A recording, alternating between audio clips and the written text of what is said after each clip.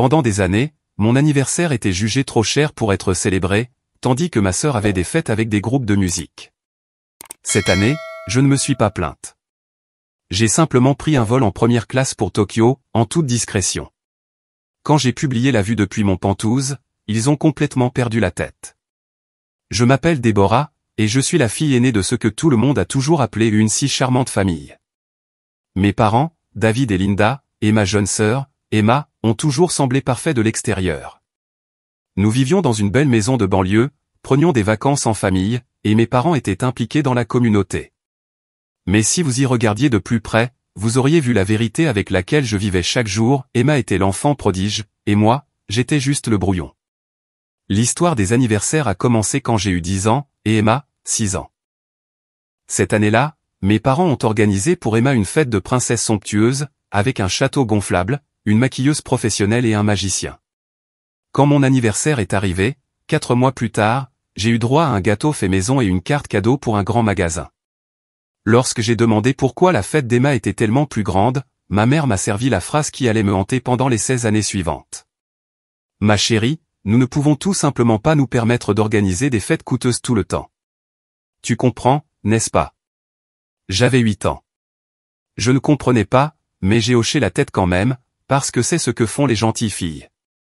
Le schéma s'est répété année après année, et les excuses sont devenues de plus en plus créatives. Les fêtes d'Emma devenaient plus grandioses, tandis que les miennes rapetissaient. Quand elle a eu 10 ans, ils ont loué toute la patinoire à roulettes et engagé un DJ. Pour mon 12e anniversaire, nous sommes allés dans un restaurant de chaîne, juste en famille. Quand j'ai demandé si je pouvais inviter des amis, papa a dit, Déborah, tu sais, les temps sont durs en ce moment. Peut-être l'année prochaine. Mais curieusement, les temps n'étaient jamais durs quand il s'agissait d'Emma. Quand Emma est arrivée au lycée, ses fêtes d'anniversaire étaient légendaires. Je parle de photographes professionnels, de groupes de musique live, de décorations thématiques qui prenaient des jours à installer, et de listes d'invités qui incluaient la moitié de l'école. Pour ses 16 ans, ils lui ont organisé une fête somptueuse, qui a coûté plus cher que la plupart des voitures. Il y avait un tapis rouge, un DJ professionnel, une robe sur mesure, et un montage vidéo de ses meilleurs moments, projeté sur des écrans dans toute la salle. Mon 18e anniversaire? Un dîner dans un restaurant italien et un gâteau de la boulangerie du supermarché. Quand j'ai demandé si je pouvais aussi avoir une fête, maman a soupiré et a dit, Déborah, tu es plus mature qu'Emma. Tu n'as pas besoin de toutes ces choses tape à accent grave-l'œil pour te sentir spécial.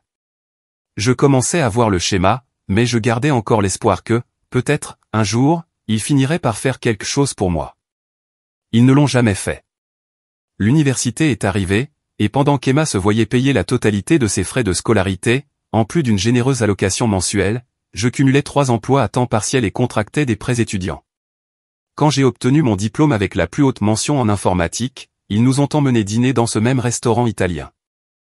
Quand Emma a obtenu son diplôme 3 ans plus tard avec une moyenne passable, ils lui ont organisé une fête de remise de diplôme qui rivalisait avec la plupart des mariages. La goutte d'eau a fait déborder le vase l'année dernière, pour mon 25e anniversaire. Je venais d'être promu ingénieur logiciel senior dans une grande entreprise technologique, gagnant plus d'argent que je n'en avais jamais rêvé. J'étais enfin stable financièrement, et je pensais que, peut-être, mes parents voudraient célébrer cette étape avec moi. Pendant des semaines, j'ai laissé entendre que je voulais faire quelque chose de spécial. J'ai même proposé de payer moi-même s'ils se contentaient d'organiser quelque chose.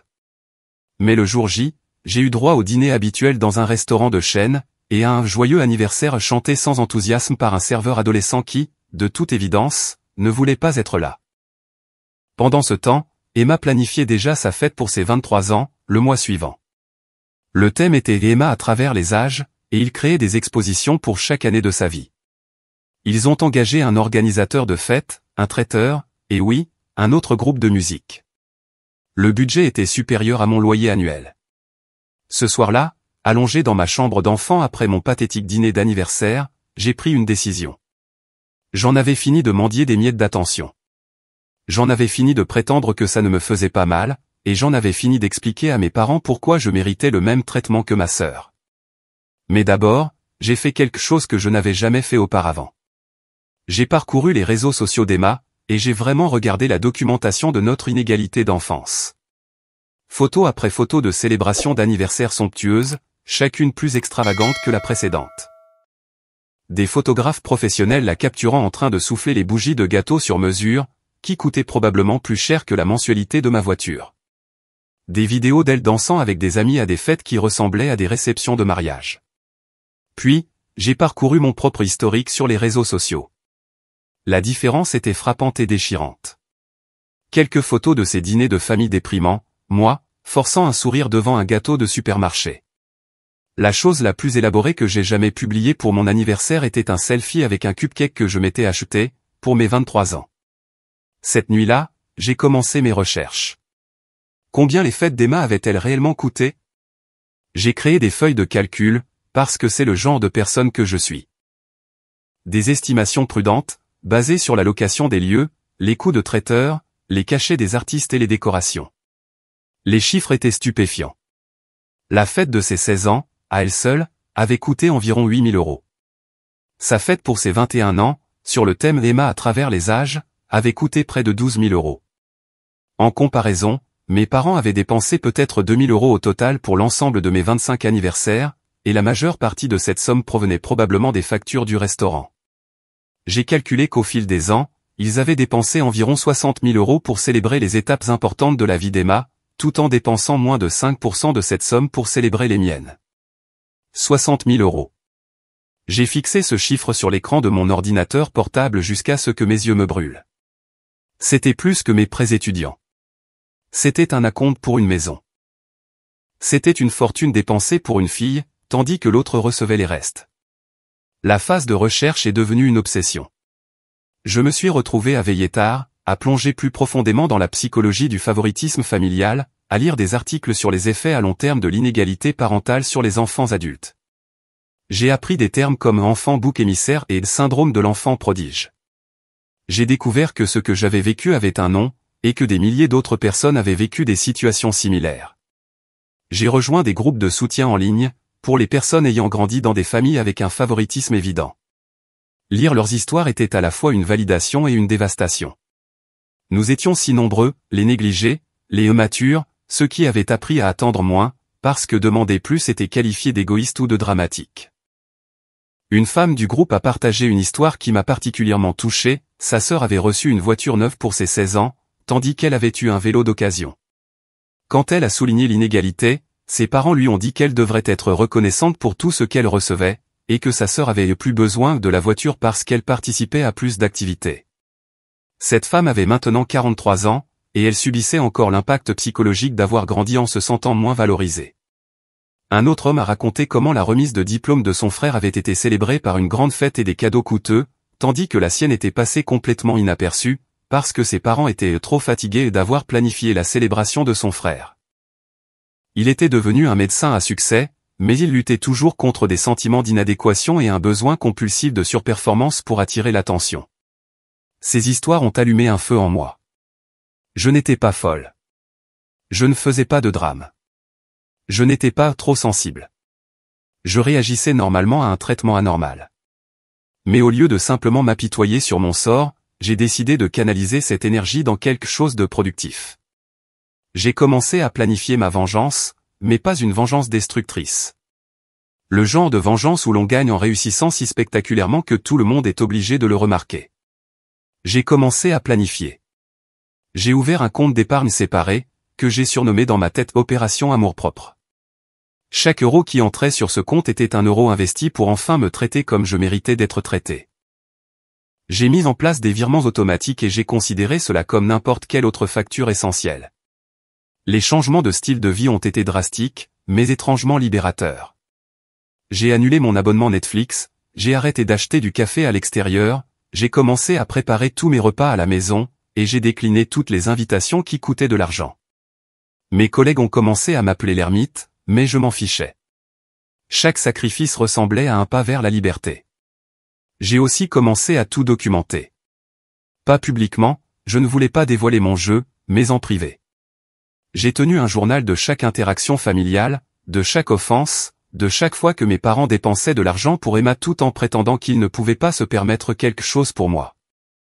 J'ai photographié les reçus de mes dîners d'anniversaire et j'ai sauvegardé des captures d'écran des publications d'Emma sur la planification de ses fêtes. Cette documentation avait deux objectifs. Premièrement, elle me maintenait motivé lorsque l'épargne devenait difficile. Deuxièmement, elle m'a aidé à réaliser à quel point l'inégalité avait été omniprésente. Ce n'était pas seulement les anniversaires. C'étaient les cadeaux de remise de diplôme, les cadeaux de Noël, l'aide financière d'urgence, et 1000 petites préférences quotidiennes qui s'additionnaient pour former une vie entière de sentiments de moindre importance. Pendant cette phase de planification, j'ai aussi commencé à fixer des limites que ma famille ne comprenait pas. Quand Emma me demandait de l'aider à planifier sa fête, je commençais à dire non. Quand mes parents me demandaient de contribuer financièrement au cadeau d'Emma, je refusais. Quand ils s'attendaient à ce que je laisse tout tomber pour aider lors des crises familiales qui, curieusement, tournaient toujours autour des besoins d'Emma, je n'étais pas disponible. « Tu es devenu si égoïste dernièrement », a dit ma mère lors d'un dîner de famille particulièrement tendu, 6 mois après le début de mon plan d'épargne. « Vraiment ?» ai-je demandé, en coupant mon poulet avec des gestes précis.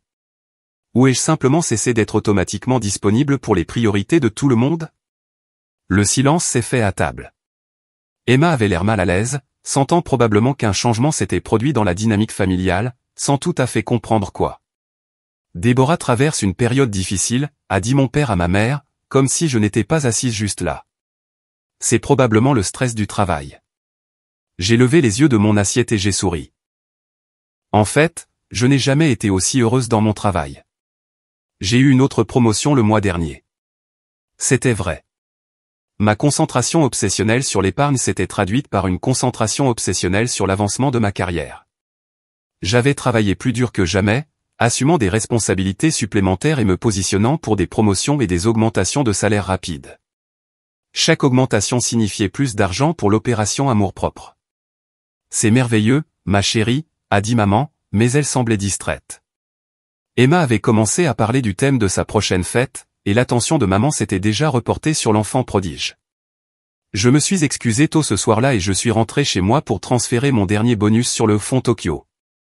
Le solde augmentait plus vite que je ne l'avais espéré, mais pas assez vite pour mon impatience. C'est alors que j'ai décidé de me lancer sérieusement dans des activités annexes. J'ai commencé à faire des projets de développement web en freelance, le soir et le week-end. J'ai vendu des choses dont je n'avais pas besoin. J'ai même pris un emploi à temps partiel pour donner des cours de codage en ligne. Mon emploi du temps est devenu impitoyable, mais chaque euro supplémentaire me donnait l'impression de racheter mon amour-propre. Le plus dur n'a pas été les changements de style de vie ou le travail supplémentaire. Le plus dur a été de regarder la planification de la fête des 23 ans d'Emma se dérouler, pendant que je souriais et prétendais que tout était normal. Le thème d'Emma à travers les âges a nécessité des mois de préparation. Mes parents ont passé des semaines à fouiller dans les albums photos, à créer des expositions pour chaque année de la vie d'Emma. Ils ont engagé un vidéaste professionnel pour créer un montage des meilleurs moments. Ils ont commandé des décorations sur mesure et ont fait faire une robe pour Emma qui coûtait plus cher que mon loyer mensuel. J'ai aidé quand on me le demandait, car refuser aurait éveillé les soupçons. Mais à l'intérieur, je comptais le coût de chaque détail et l'ajoutais à mon décompte mental de l'inégalité. Les fleurs, à elles seules, coûtaient plus cher que ce que mes parents avaient dépensé pour mes 3 derniers anniversaires réunis. La fête elle-même était une production digne d'un spectacle de Broadway. Le lieu était un manoir restauré, avec des plafonds de salle de bal et des lustres en cristal. Des photographes professionnels immortalisaient chaque instant. Un quatuor à cordes joué pendant le cocktail, suivi d'un groupe de musique live pour la danse. Le dîner traiteur proposait plusieurs plats préparés par un chef qui travaillait dans des restaurants étoilés au Michelin. Emma ressemblait à une princesse dans sa robe sur mesure, entourée d'amis et de membres de la famille qui s'étaient tous mis sur leur 31 pour son jour spécial. Mes parents ont prononcé des discours sur leur fierté, sur à quel point elle était spéciale, sur la joie qu'elle avait apportée dans leur vie.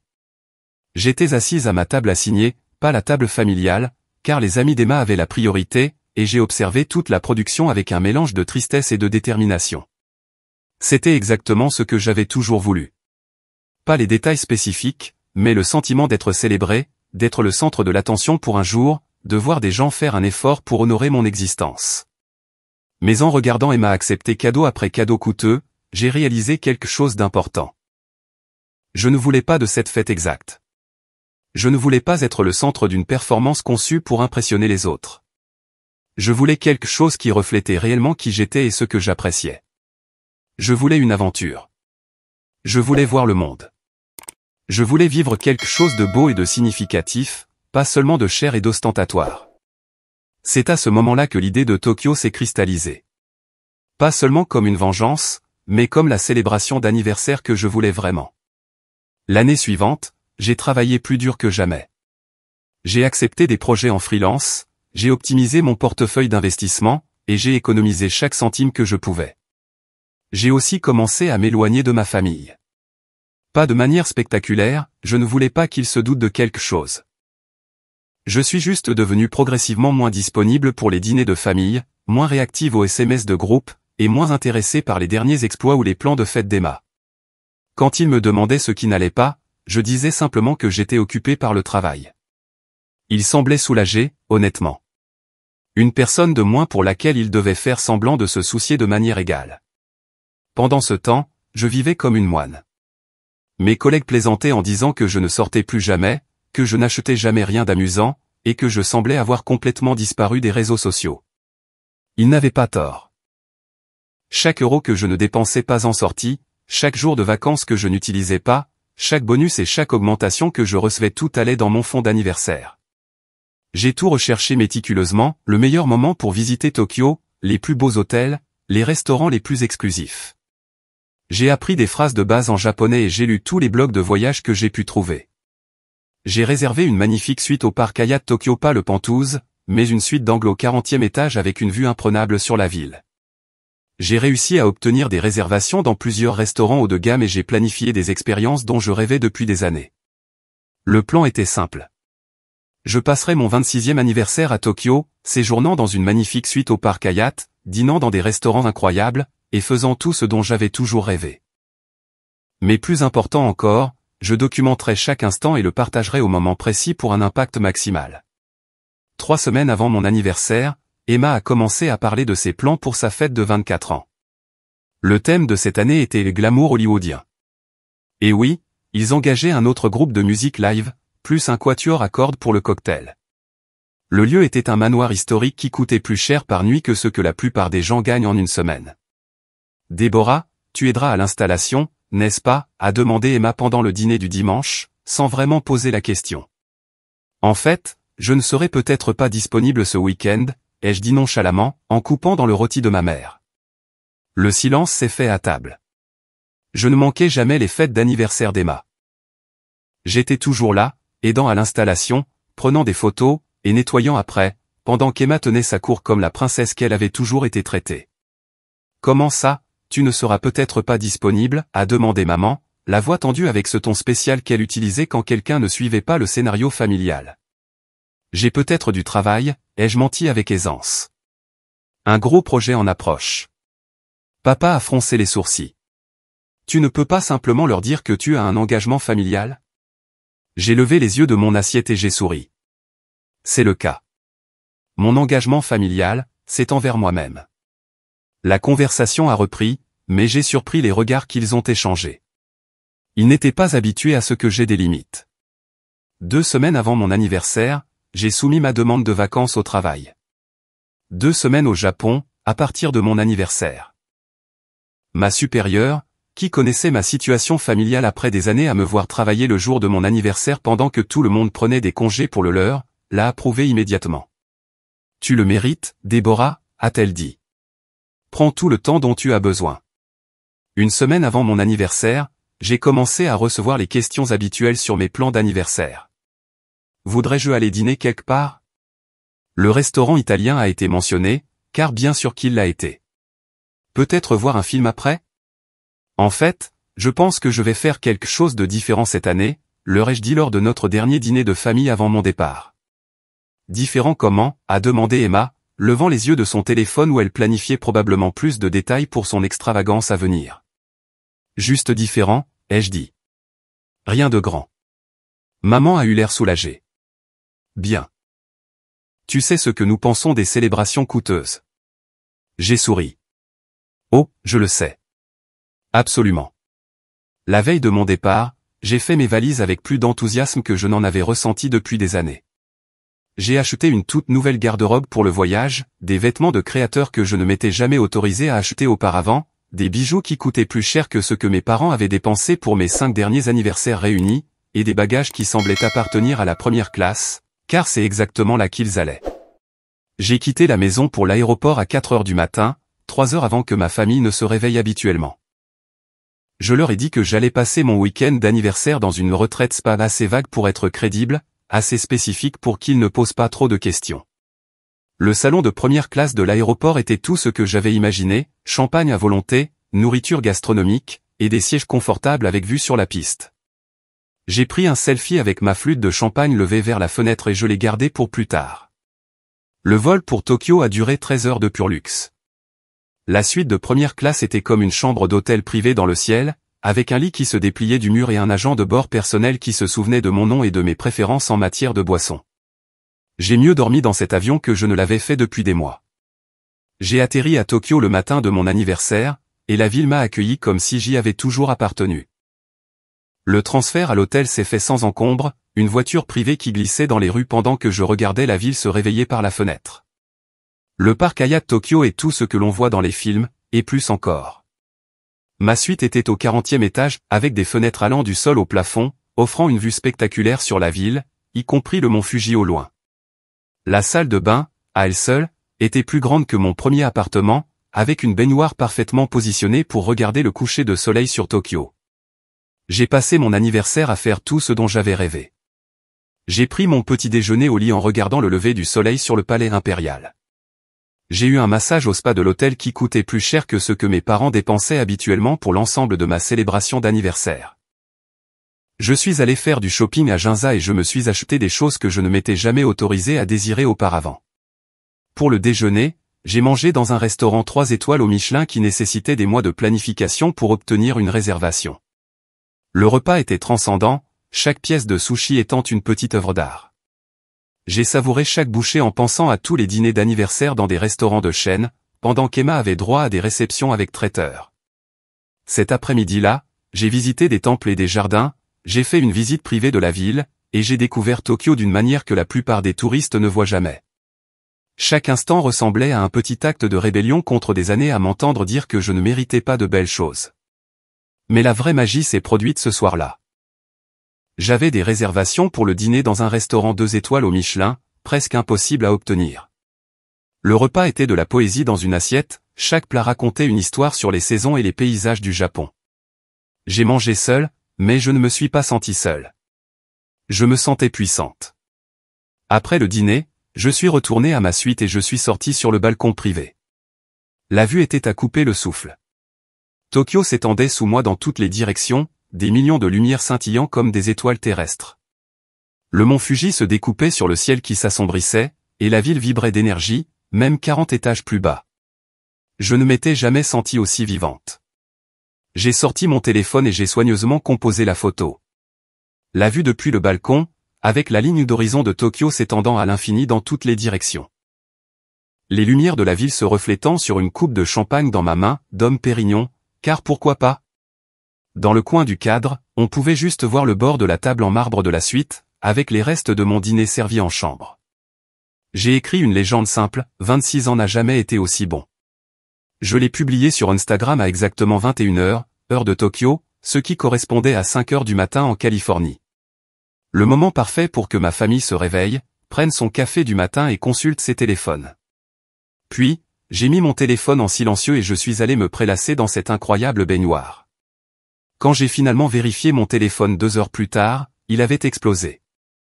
47 appels manqués, 156 SMS, 89 notifications Instagram. Je me suis versé une autre coupe de champagne et j'ai commencé à lire. Emma m'avait appelé 12 fois et avait laissé des messages vocaux de plus en plus frénétiques. Déborah, mais qu'est-ce que... Où es-tu? Rappelle-moi tout de suite.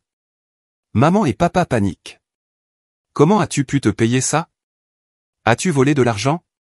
C'est tellement égoïste. Nous ne savions pas où tu étais. Les messages de mes parents étaient un mélange de confusion, de colère, et de quelque chose qui ressemblait étrangement à de la panique. Maman, Déborah, s'il te plaît, appelle-nous. Nous sommes très inquiets. Papa, où es-tu? Comment as-tu payé pour ça? Maman, c'est très irresponsable. Nous devons parler. Papa, as-tu des ennuis? Quelqu'un t'a-t-il donné de l'argent? Maman, Emma est très contrariée. La planification de sa fête est ruinée parce que tout le monde pose des questions sur ton voyage. Et voilà. Même quand je vivais ma meilleure vie à l'autre bout du monde, d'une manière ou d'une autre, j'étais toujours responsable du bonheur d'Emma. Mais c'est dans les commentaires Instagram que le vrai drame se déroulait. Ma famille élargie, les amis de la famille, et les connaissances du lycée, tous y allaient de leurs commentaires. Tante Carole, attends, quand est-ce que Déborah est devenue riche? Je pensais que c'était elle qui avait des difficultés. Janet, amie de la famille, est-ce la même Déborah qui avait toujours des anniversaires discrets? Bravo à elle. Mike, camarade de lycée, mince, Déborah. C'est ce qu'on appelle une transformation.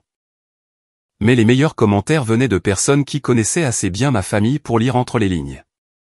Patricia, amie de maman, Linda, je croyais que tu disais que Déborah n'avait jamais voulu de grandes célébrations? Oncle Tom, frère de papa, on dirait que la situation financière de la famille s'est améliorée assez rapidement. Cousine Rachel, intéressant de voir comment Déborah peut se permettre des suites de pentouses à Tokyo, mais que la famille n'a jamais pu lui offrir une fête d'anniversaire décente. Visage pensif, ce dernier avait 17 j'aime. Emma avait aussi commenté, certains d'entre nous se soucient plus de la famille que des j'aime sur Instagram. Il avait 3 j'aime, tous de ses amis les plus proches.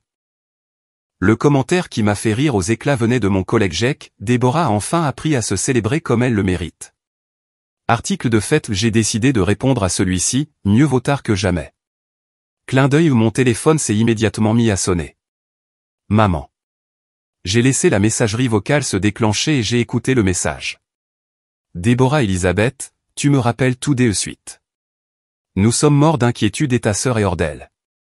Ça ne te ressemble pas et nous devons savoir ce qui se passe. Je me suis versé plus de champagne et j'ai soigneusement préparé ma réponse. J'ai d'abord appelé Emma. Où diable es-tu? A-t-elle répondu à la première sonnerie. À Tokyo, ai-je dit simplement. Je vois ça sur ta publication Instagram dont tout le monde parle. Comment as-tu pu disparaître sans nous le dire? Et comment diable séjournes-tu dans un pantouse? J'ai économisé, ai-je dit. Tu sais, l'argent que je n'ai pas dépensé en fête d'anniversaire. Silence. Ce n'est pas drôle, Déborah. Ce n'était pas censé l'être. Maman et papa paniquent. Ils pensaient qu'il t'était arrivé quelque chose. Je leur ai dit que j'allais dans une retraite spa pour mon week-end d'anniversaire. Une retraite spa, ce n'est pas la même chose que de s'envoler pour le Japon. C'est vrai, ai-je convenu. C'est beaucoup mieux. Tu es égoïste, a dit Emma, et je pouvais entendre les larmes dans sa voix. Ma fête est dans 2 semaines et maintenant tout le monde pose des questions sur ton voyage au lieu de se concentrer sur ma célébration. Et voilà. Le vrai problème n'était pas qu'il s'inquiétait pour moi. C'était que j'avais osé voler la vedette à Emma.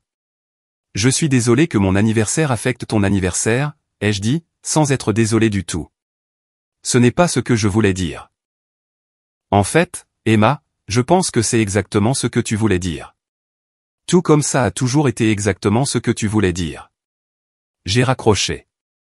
Maman a appelé 30 secondes plus tard. Déborah, nous devons parler. J'écoute. Comment as-tu pu partir sans nous dire où tu allais vraiment? Nous étions morts d'inquiétude. Je vous ai dit que je partais pour mon week-end d'anniversaire. Tu as dit une retraite spa. J'ai dit que j'allais faire quelque chose de différent pour mon anniversaire et que ce serait bon pour moi.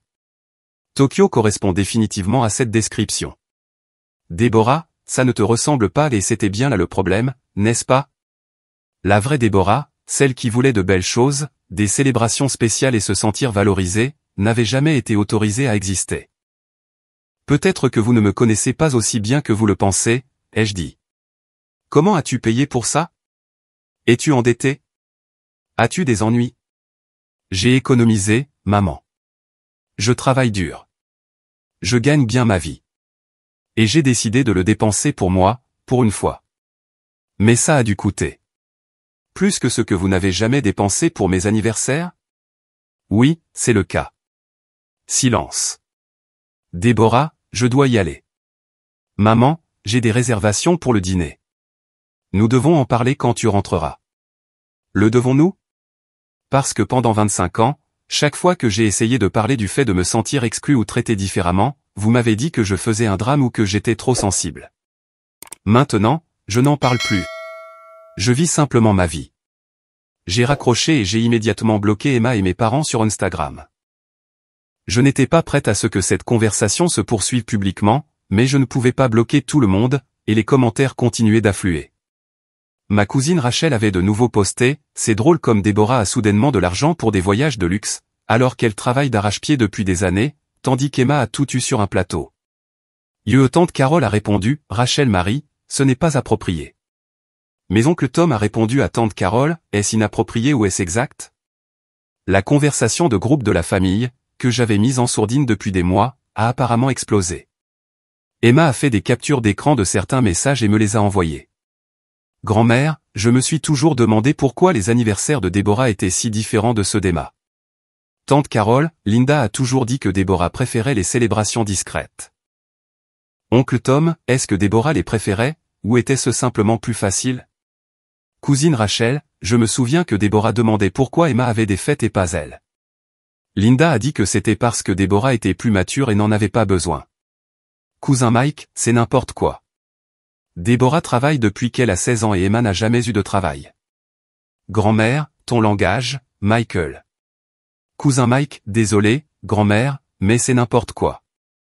J'ai réalisé que d'autres personnes avaient remarqué la disparité depuis le début. Elles n'avaient simplement rien dit, car ce n'était pas leur place. Mais ma publication de Tokyo leur avait donné la permission de reconnaître enfin ce qu'elles avaient toutes vu. Le lendemain matin à Tokyo, je me suis réveillé avec 23 autres appels manqués et j'ai décidé de publier une autre photo. Celle-ci était de mon petit déjeuner, des mets japonais parfaitement arrangés sur un plateau, avec la ligne d'horizon de Tokyo en arrière-plan, prise depuis le coin salon de ma suite. Légende, 2e jour au paradis. Parfois, les meilleurs cadeaux d'anniversaire sont ceux que l'on s'offre à soi-même. La réaction a été immédiate. Emma m'a appelé, en pleurs. Déborah, s'il te plaît, arrête de publier. Tout le monde en parle. Maman reçoit des appels de parents qui posent des questions sur notre famille. Quel genre de questions? Sur l'argent, et l'équité, et... S'il te plaît, arrête. Tu nous mets dans l'embarras. Je vous mets dans l'embarras en célébrant mon anniversaire? Tu nous mets dans l'embarras en rendant évident que les choses n'ont pas toujours été égales. Enfin, un peu d'honnêteté. Les choses n'ont jamais été égales, Emma. Pas une seule fois. Jamais. Je le sais maintenant. D'accord, je le sais. Mais devais-tu le rendre si public? J'ai publié 2 photos de mon voyage d'anniversaire. Si cela rend l'inégalité évidente, peut-être que le problème ne vient pas des photos. Déborah, s'il te plaît, pouvons-nous en parler quand tu rentreras? Pouvons-nous arranger ça? Que veux-tu arranger exactement? Les 26 ans à me traiter comme une seconde pensée, ou le fait que les gens les remarquaient?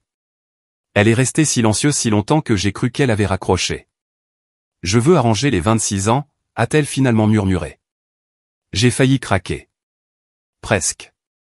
Mais je me suis souvenu de chaque dîner d'anniversaire au restaurant italien, pendant qu'elle avait des groupes de musique live. Chaque dîner de remise de diplôme dans des restaurants de chaîne, pendant qu'elle avait des fêtes. Chaque fois qu'on m'a dit que j'étais trop mature pour avoir besoin d'une célébration, pendant qu'elle avait des tapis rouges et des photographes. Je ne pense pas que tu le puisses, ai-je dit doucement. Certaines choses ne peuvent pas être arrangées, Emma. On ne peut qu'en tirer des leçons. J'ai passé le reste de mon voyage à faire exactement ce que je voulais. J'ai visité des musées et des jardins, j'ai suivi des cours de cuisine, je suis allé au théâtre, et j'ai mangé dans des restaurants dont j'avais rêvé pendant des années. Je me suis acheté de belles choses et j'ai pris des photos de tout. Mais je n'ai plus publié de photos en ligne jusqu'à la toute fin de mon voyage. J'avais fait passer mon message et je voulais vraiment profiter de mes vacances sans gérer le drame familial. Le voyage a été tout ce que j'avais espéré, et plus encore. Pendant 10 jours, j'étais juste Déborah. Pas la fille négligée, pas la sœur aînée responsable, pas celle qui était censée comprendre pourquoi elle méritait moins. Juste Déborah, découvrant l'une des grandes villes du monde, et enfin, célébrant elle-même comme elle le méritait. Le dernier soir, j'ai dîné au restaurant de l'hôtel et j'ai réfléchi au voyage. Je me sentais différente, plus amère ni en colère, juste libre. Libre du besoin de mendier de l'attention ou de justifier ma valeur. Libre de la dynamique familiale qui m'avait défini pendant si longtemps. Je suis rentré en première classe à nouveau, et cette fois, je n'ai pas gardé les photos pour plus tard. J'ai publié une photo du salon de première classe avec la légende « Retour à la maison ». Parfois, les meilleurs voyages sont ceux que l'on fait seul. Avion et quand j'ai atterri, seuls 3 messages m'attendaient. Un de ma supérieure, me demandant comment s'était passé mon voyage. Un de mon amie Lisa, disant que les photos avaient l'air incroyables. Et un d'Emma, pouvons-nous parler quand tu seras prête? Vraiment parler. Je n'ai pas répondu immédiatement. Je suis rentré chez moi, j'ai défait mes valises, et j'ai essayé de me réadapter à la vie normale. Mais tout semblait différent maintenant. Mon appartement semblait plus petit, mais plus à moi. Ma routine semblait plus intentionnelle. J'avais l'impression d'être enfin devenu moi-même. 3 jours après mon retour, Emma s'est présentée à ma porte. Elle avait une mine affreuse, comme si elle avait pleuré pendant 2 semaines d'affilée. « Je peux entrer ?» Je l'ai laissée entrer et j'ai préparé du thé pendant qu'elle s'asseyait à ma table de cuisine et pleurait. « J'ai annulé ma fête », a-t-elle finalement dit. Je me suis assise en face d'elle. Pourquoi? Parce qu'après ta publication de Tokyo, j'ai commencé à vraiment réfléchir à nos anniversaires d'enfance. Vraiment y réfléchir. Et j'ai réalisé que je ne me suis jamais demandé une seule fois pourquoi les tiens étaient différents. J'ai simplement accepté que je méritais plus. Elle a essuyé ses yeux avec un mouchoir. Maman et papa n'arrêtent pas de dire que tu as toujours été plus mature, que tu préférais les célébrations discrètes, que tu ne te plaignais jamais. Mais Déborah, tu te plaignais. Je me souviens que tu posais des questions. Je me souviens que tu pleurais après ma fête de 10 ans, parce que tu voulais que des amis viennent à la tienne aussi. Et je me souviens que maman et papa te disaient que tu étais jalouse et ingrate. J'ai hoché la tête. Je me souvenais aussi de cette conversation. J'étais jeune quand ils m'ont organisé cette première grande fête. J'ai simplement accepté que c'était normal, que je le méritais. Je n'ai jamais remis en question pourquoi tu n'avais pas la même chose. J'étais une enfant, mais je ne suis plus une enfant. Je ne suis plus une enfant depuis longtemps. Non, ai-je convenu. Tu ne le es plus.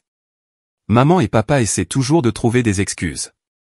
Ils disent que l'argent était plus serré certaines années, ou qu'ils pensaient que tu préférais vraiment les petites célébrations, ou qu'ils essayaient de t'inculquer des valeurs différentes. Mais Déborah, ils m'ont organisé une fête à 10 000 € l'année dernière. Pour mes 23 ans. Il n'y a aucune explication à cela, sauf qu'ils m'accordent plus de valeur qu'à toi. L'entendre le dire à voix haute était à la fois douloureux et étrangement libérateur. Le truc, ai-je dit prudemment, c'est que je ne pense pas qu'ils aient décidé de t'accorder plus de valeur.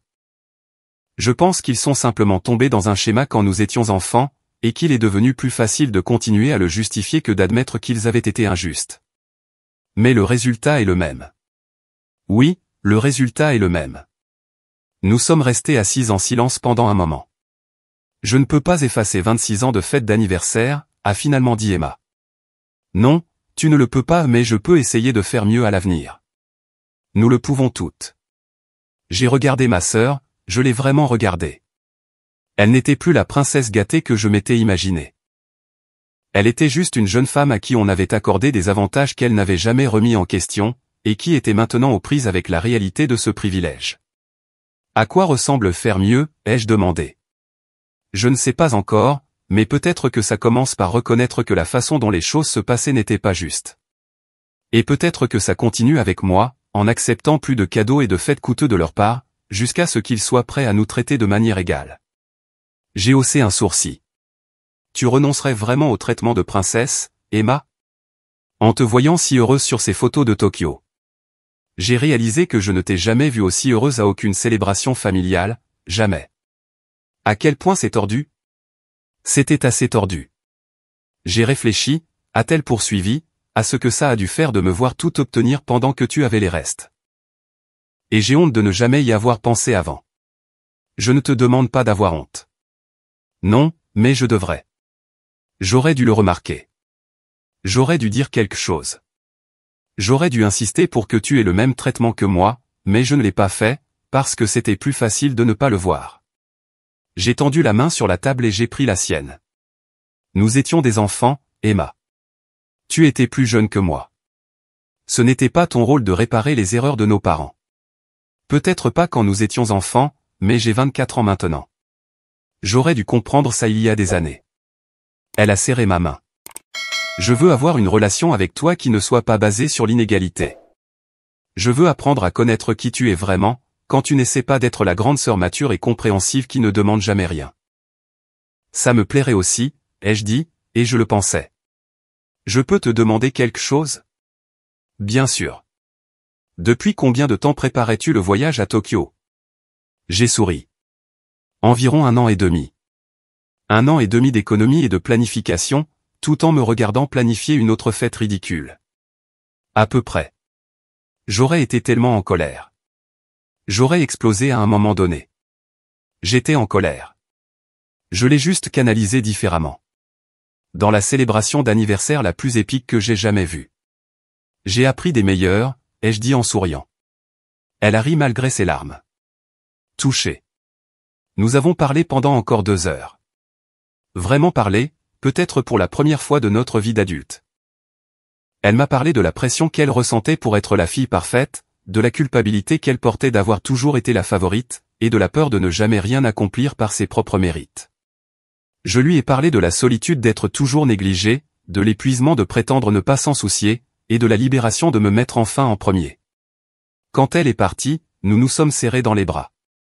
Un vrai câlin, pas le câlin familial obligatoire que nous avions perfectionné au fil des ans. Déborah? Oui. Je suis vraiment contente que tu sois allée à Tokyo. Je suis contente que tu te sois célébrée comme tu le méritais. Et je suis désolé qu'il ait fallu ta publication Instagram pour que je voie ce qui était juste sous mes yeux. Je suis contente d'y être allée aussi. Mes parents ont mis plus de temps à s'y faire. Ils ont appelé plusieurs fois, essayant de me faire admettre que j'avais été dramatique ou que je cherchais l'attention. Ils ont suggéré une thérapie familiale, ce qui était ironique, considérant qu'ils avaient passé des décennies à rejeter toute suggestion qu'il y avait un problème. Mais Emma a tenu parole. Quand ils ont essayé de planifier sa fête de 24 ans, elle leur a dit qu'elle n'en voulait pas, à moins qu'ils ne soient prêts à m'organiser une fête de 27 ans tout aussi somptueuse. Mais Déborah ne veut pas de grande fête, a protesté maman. Lui as-tu demandé, a répondu Emma. Ils ne l'avaient pas fait, bien sûr. Alors, ils m'ont demandé. J'adorerais une fête, ai-je dit simplement. J'ai toujours voulu une fête. La conversation qui a suivi a été longue et inconfortable. Il y a eu des larmes, des accusations, et beaucoup d'explications défensives sur l'argent, le timing, et ce qu'ils pensaient que je voulais. Mais finalement, lentement, ils ont commencé à comprendre ce qu'ils avaient fait. Pas seulement les fêtes d'anniversaire, mais le message sous-jacent qu'ils avaient envoyé pendant 26 ans, qu'Emma valait la peine d'être célébrée, et moi non. Ma fête de 27 ans a été magnifique. Rien d'excessif, je n'avais plus besoin de prouver quoi que ce soit. Juste un bon dîner avec des amis et la famille, de la bonne musique, et un gâteau qui ne venait pas de la boulangerie du supermarché. Emma a porté un toast sur le fait de grandir et d'apprendre à voir au-delà de ses propres expériences. Mes parents se sont excusés publiquement de ne pas m'avoir célébré correctement auparavant. C'était tout ce que j'avais voulu quand j'avais 8 ans. Et d'une certaine manière, c'était suffisant. Mais honnêtement, le voyage à Tokyo était mieux. Parce que le voyage à Tokyo ne consistait pas à ce qu'il me donne enfin ce que je méritais. Il s'agissait de me donner enfin à moi-même ce que je méritais. Il s'agissait d'apprendre que je n'avais pas besoin de leur permission pour célébrer ma propre vie, pour dépenser de l'argent pour mon propre bonheur, pour prendre de la place dans ma propre histoire. La publication Instagram qui a déclenché tout cela a maintenant plus de 300 j'aime et des dizaines de commentaires de personnes partageant leurs propres histoires sur l'inégalité familiale et l'importance de se défendre. Elle a apparemment inspiré ma cousine Rachel à exiger enfin un traitement égal de la part de ses parents, et mon collègue Jake a réservé son propre voyage en solo pour célébrer sa promotion. Parfois, la meilleure vengeance n'est pas planifiée. Parfois, c'est simplement de vivre sa meilleure vie si bruyamment que les gens ne peuvent s'empêcher de remarquer le contraste avec la façon dont vous étiez traité auparavant. Et parfois, le meilleur cadeau que vous puissiez vous offrir n'est pas seulement un voyage de luxe. C'est la permission d'être enfin aussi important dans votre propre vie que vous l'avez toujours été dans celle des autres. Je planifie ma prochaine aventure maintenant. Peut-être l'Islande, peut-être la Nouvelle-Zélande, peut-être les deux. Et cette fois, je pourrais même dire à ma famille où je vais.